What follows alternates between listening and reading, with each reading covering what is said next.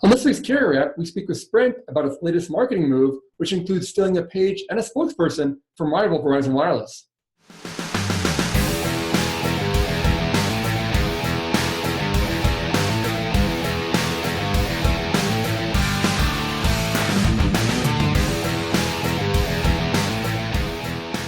Well, thanks for joining us on this week's Carrier Wrap. I'm your host, Dan Meyer, Editor-in-Chief here at RCR Wireless News.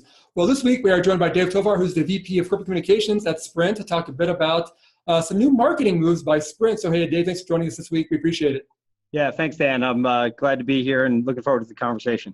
Great. Well, I definitely want to bring you on because you guys recently launched a new advertising campaign, which, for those who haven't seen it, is hilarious only because it brings back a familiar face to the telecom mobile space that we've all have seen, years past, and now this person is working for Sprint now. And again, a very inventive campaign that is definitely, I think, very, very ingenious for the carrier. So I guess maybe start off with, get your point of view on, what was the idea to bring, Paul Marcarelli, I messed up his name there, back to Sprint as kind of a spokesman for the carrier?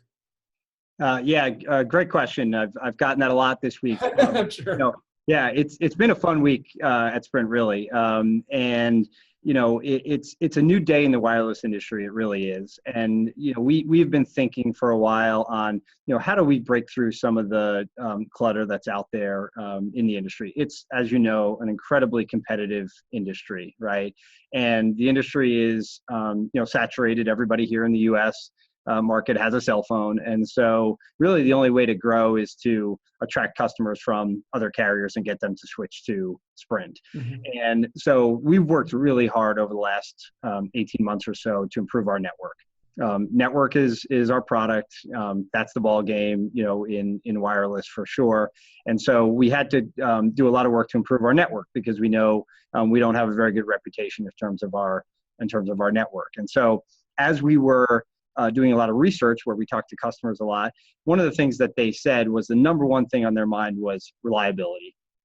They said they want their calls to work when they want them to work. They want to be able to send texts and emails and social media and videos and photos. They want to be able to download movies and music, all the things that we know we use our cell phones for today and are so close, to us every single day, that reliability is the key. And so when Nielsen recently came out with a report that said that not only had we, surpassed T-Mobile in terms of our reliability, but that we were within 1% of AT&T and Verizon, we said, wow, we're really proud of the work we've done. Now we have to figure out a big way to make a splash and to get that news out to people. And so, that's when the conversation started to happen with Paul Marcarelli and then, figure out how to get him on board. So.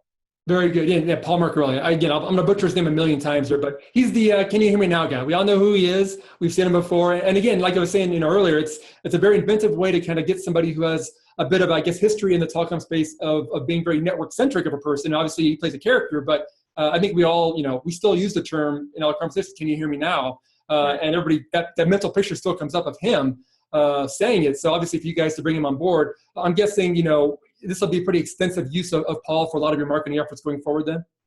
Well, we certainly hope so. And, we hope that Paul with Sprint becomes just as synonymous as, Paul with Verizon. And so, we hope that we have a long relationship with Paul, going forward. And so, we really came up with this idea and just in a couple of weeks, we're able to go from kind of idea to execution and launch, really, really quickly. And I think that's also a testament to what's happening at Sprint now. Mm-hmm. Under Marcelo Claré's leadership, we have really, put some energy into the brand. We're really changing the culture in a big way and really transforming the organization so that we can, not only, survive, but thrive well into the future. And, that's a big focus of what we're doing. And so when we thought about how do we make a big splash with this campaign, how do we get somebody that's recognizable? How do we get somebody that has credibility around, kind of network performance and everything?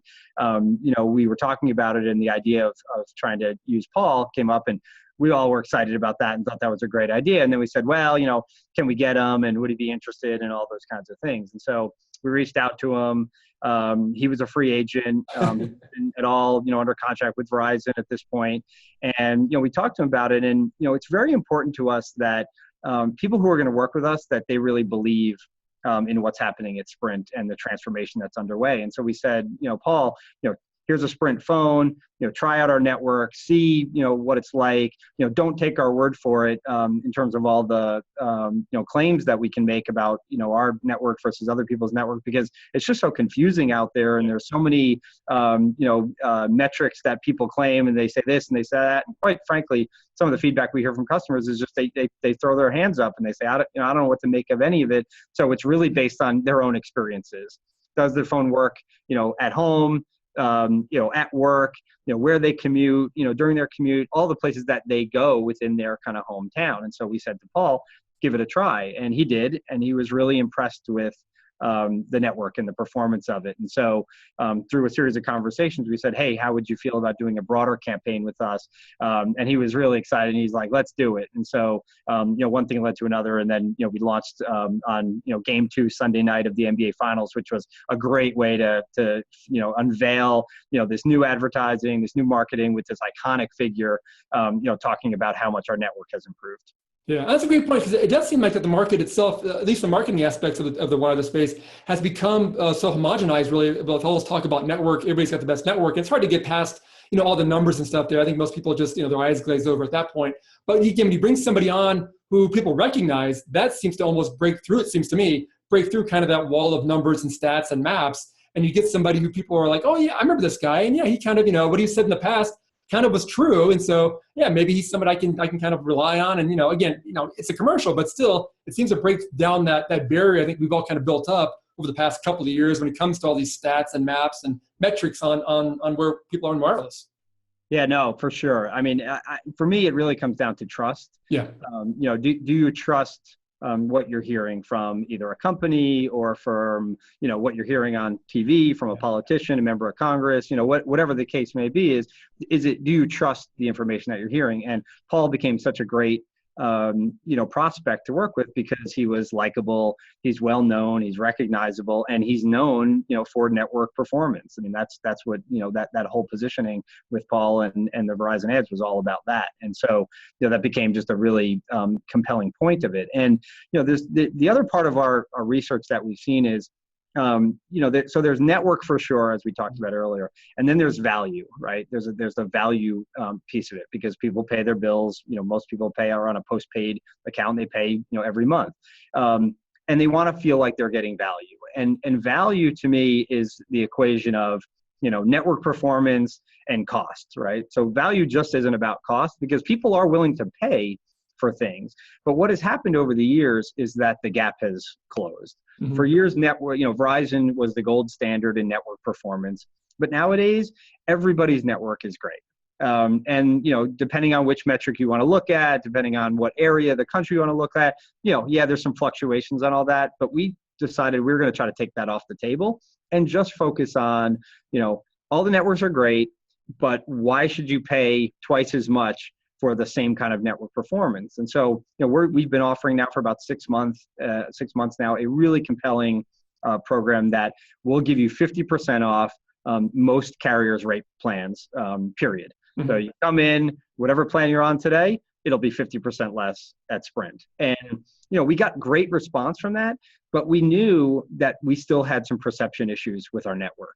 So we knew the perception of our network did not match the reality of where our network was. And so, we could have a really compelling value offer with 50% off, but if you can't get people past the hurdle of, hey, but I don't know if their network is good enough for me, you have to figure out a way to do it so that people will give you a chance, maybe use somebody who's recognizable, trusted, all those things I just said.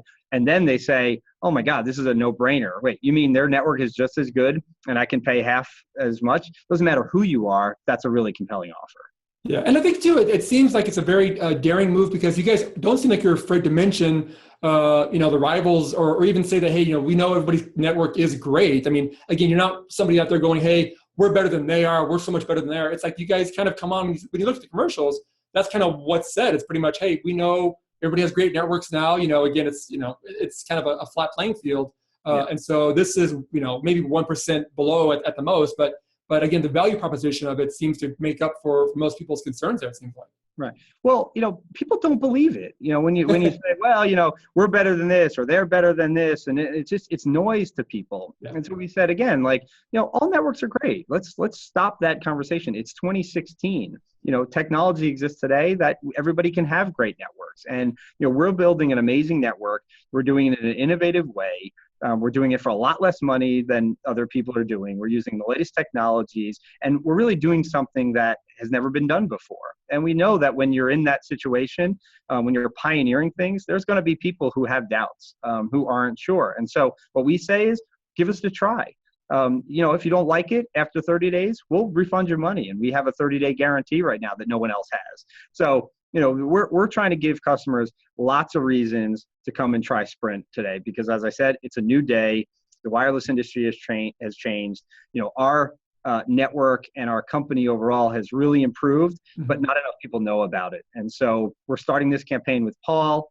I wouldn't be surprised if you saw other recognizable figures that are switching to Sprint, because it's really becoming a movement in terms of people that are now considering Sprint, and when they try us, they like what they see, they like the experience, and we hope that they stay for a really long time. Well, I kind of takes one of my questions away. That I was going to ask you, are we going to see more people who are coming out of the woodwork who we've seen in the past? Are we going to see some more people coming to Sprint as part of this marketing message? Well, Dan, the interesting part about it is, over the last, 18 months or so, we've had about 4 million new customers come to Sprint, right? We were on a decline for, several years in terms of subscriber growth. We've turned that around, and it's a pretty remarkable turnaround now. We still got a ways to go, and we're certainly not satisfied with where we are, but we've got a lot of momentum behind us right now. And so as we started to think about, people switching to Sprint, we said, it's really happening, and there's a lot of people out there. So let's see if we can't find more people who are switching to Sprint and then use them in campaigns. So like I said, stay tuned. I think there'll be more to come, and, hopefully we'll get the same positive reaction that we got with the Paul campaign. One final question, and I guess looking forward, then I'm guessing that there's be more of an emphasis from Sprint than on the network aspect of it. And obviously, over the past 6 months, like you said, there's been a big push from Sprint in terms of the value proposition. The 50% off campaign, obviously a big part of that. But again, I know from covering Sprint for years, you guys have spent a lot of time and invested a lot of money in the network. The whole network vision program really re-architected your whole network, and that's just kind of the start of really what's happening going forward. I guess then is that kind of what the plan is going forward, is to really maybe emphasize, the work you guys have done really to the network to really revamp everything and kind of build upon that going forward in terms of a marketing message then. Yeah, for sure. I think it's got to be a balance. We believe, we have to tell people about our network for sure. And, for a while we didn't, because quite frankly, we weren't in a position to do that. We had a lot of work to do to recover from everything we did with network vision. But we're in a really good place now. Our LTE Plus network is in 204 markets across the country. Just last week, we tested out 5G for the first time here in the U.S. At one of the Copa America events. So we've got a good plan in place for the future and what 5G might look like. So we're really proud of our network, but we also know that with the economy the way it is, with many customers who are still dealing with pocketbook issues and having to decide where to put their dollars, we think it's a combination. And so you'll see more of that as we go forward. That sounds good. Well, hey, Dave, definitely appreciate the insight on this. Obviously, it's great to get some kind of behind the scenes what happened there in terms of this move to the marketing campaign. We definitely appreciate the time on that, and thanks so much for the insight today. Thanks so much for joining us. Yeah, my pleasure. I enjoyed it, and look forward to speaking with you more again, Dan. That sounds great. Thanks again. All right, take care. Thanks. Well, thanks for watching this week's show, and make sure to check us out again next week when we are scheduled to speak with Wi-Fi First MVNO Republic Wireless on its latest technology advancements.